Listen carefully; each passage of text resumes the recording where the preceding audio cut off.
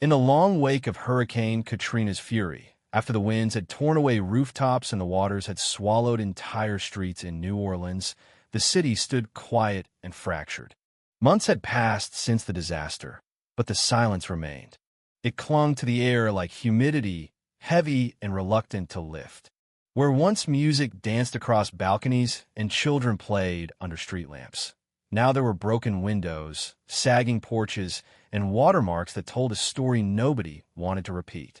At the edge of a battered block in the Ninth Ward, nestled between splintered telephone poles and bent stop signs, stood the remnants of what had once been Grace and Mercy Baptist Church. Its steeple leaned at a precarious angle, its stained glass shattered into a kaleidoscope of broken promise, and its doors, though barely hanging on their hinges, remained open. Inside, sweeping slowly across the dusty wooden floor, was Reverend Elijah Brooks. In his late 60s, tall but bent with time, Elijah moved with the calm precision of someone long acquainted with grief. His salt and pepper beard framed a face that wore lines like roots, and his eyes, the color of fading storm clouds, still held a softness no hurricane could erode. He had stayed when others fled, not out of pride or delusion, but out of belief that a sacred space, no matter how broken, deserved a witness. Every day he swept. He straightened hymnals, patched leaking corners with salvage tarp, and read aloud from the Bible to no one but himself, to God, and to the walls still standing. It was during one of those quiet evenings that he saw the boy for the first time. The child was curled tight on the stone bench in the front courtyard, arms wrapped around his knees, head tucked low, like a turtle in retreat. He was small, no older than 10, wearing clothes stiff with grime and shoes 3 sizes too big. His face, narrow and alert, bore the unmistakable look of a kid who'd learned too early how to disappear. Elijah didn't approach, not first. He watched from the doorway as the boy came and went, slipping in near sunset, sitting in the furthest pew, and vanishing before dawn. The child never spoke, never made eye contact, but always listened when Elijah read aloud. There was something in the stillness of the boy's posture that spoke louder than words. He was holding on by threads. One evening, Elijah finished a passage from Psalms, closed his Bible, and looked up. "You come here often," he said, his voice steady and low. The boy startled, his wide brown eyes filling with an ancient kind of fear. Elijah took a step forward. "You hungry, son? I've got soup. Just potatoes and onions. Ain't much, but it's hot." The boy didn't answer, but after a long, tense pause, he stood, legs stiff, and followed Elijah into the church. The kitchen was a makeshift, thin-gone old desk repurposed as a counter, a single hot plate, and a chip bowl Elijah filled carefully. The boy ate like it had been days, maybe longer. Elijah didn't interrupt. He just watched, noting how the boy never looked up, never spoke, just shoveled spoon after spoon of soup into his mouth like someone afraid it might disappear. When the bowl was empty, Elijah said quietly, "You can come back whenever." Doors open. The boy didn't leave that night. Elijah gathered some hymnals, stacked them in the corner with a folded blanket, and the boy lay down without a word. He was asleep within minutes, breathing deep and even. It was the first peaceful sound the old church had heard in months. In the weeks that followed, the pattern continued. The boy came each night, at first for food, then to help clean. He never said his name. He just swept the floor, wiped windows, and sat beside Elijah during evening scripture readings. Eventually, Elijah asked gently, "You know how to read?" The boy shook his head. Elijah pulled out an old children's Bible, dog-eared and soft at the edges. "Then sit down. I'll teach you." That was how the lessons began, under the glow of a single battery-powered lantern, with a pencil box filled with nubs and a salvage chalkboard propped between them. Elijah taught him letters the way one might teach prayer, slowly, carefully, with reverence. "A," he would say, tapping the page. "Like men," or "apple." The boy, whose name Elijah finally learned was Tyrell, repeated each sound with quiet focus. It took weeks for him to form his name on paper. The first time he did, the letters were crooked and shaky.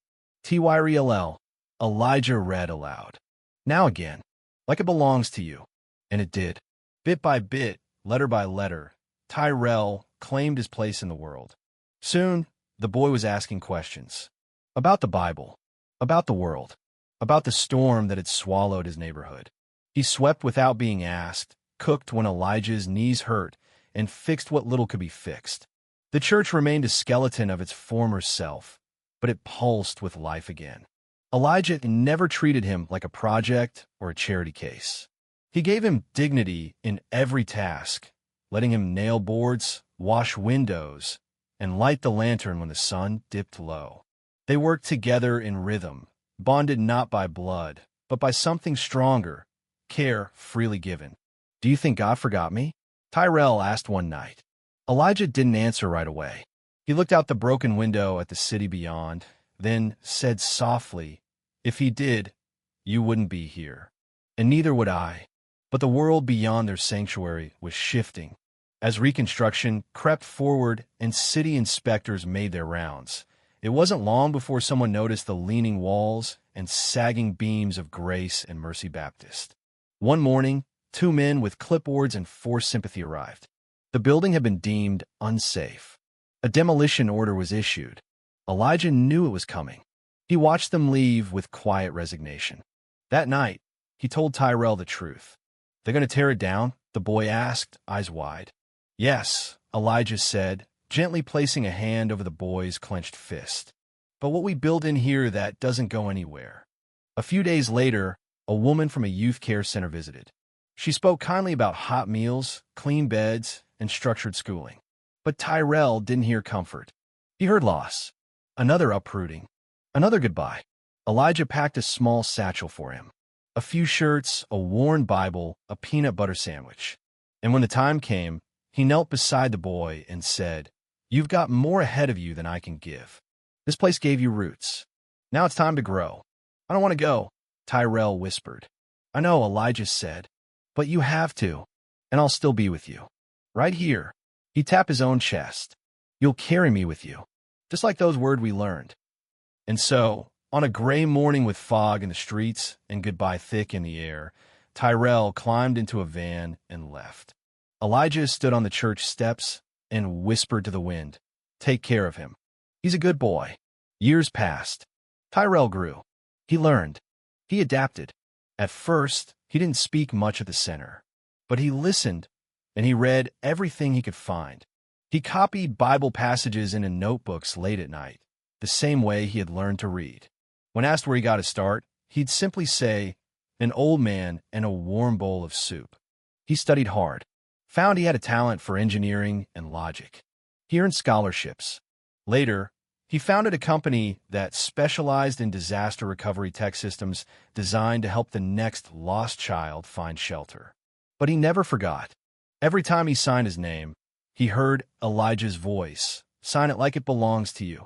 15 years after leaving New Orleans, Tyrell returned not for work, not for accolades, but for the echo of something sacred. The lot where Grace and Mercy once stood was empty now, fenced off and forgotten. Weeds had taken the place of pews.